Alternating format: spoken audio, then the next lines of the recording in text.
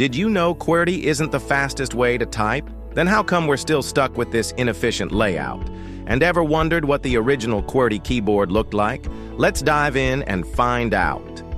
Back in the day, typewriters were notorious for their constant key jams. Enter Christopher Sholes, an inventive American journalist, printer, and pioneer of the typewriter, who designed the revolutionary QWERTY layout.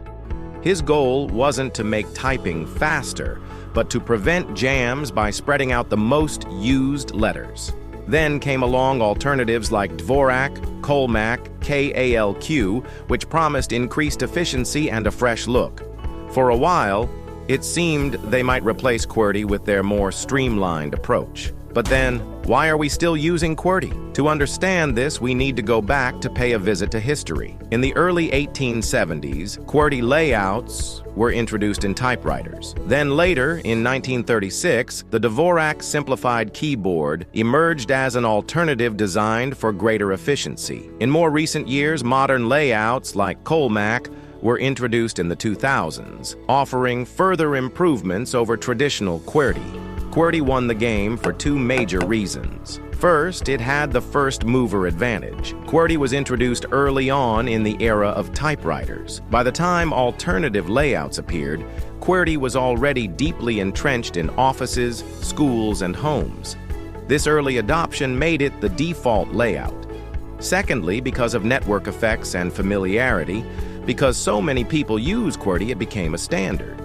The widespread use created a network effect. Switching to a new layout would felt like trying to eat soup with a fork. Why change when QWERTY was good enough? So next time you're typing, remember, it's about using a system that feels familiar and reliable. It's like your favorite pair of shoes, comfortable and familiar. Why change them when they just fit so well? Even though we sometimes wish for something new, there's comfort in what we already know. Kind of like how some people are still using Windows XP.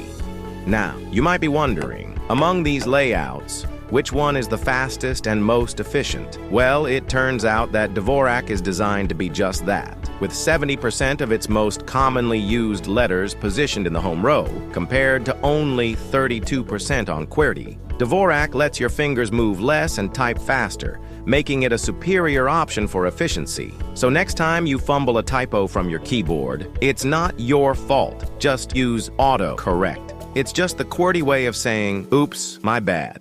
And by the way, the original keyboard looks somewhat like this.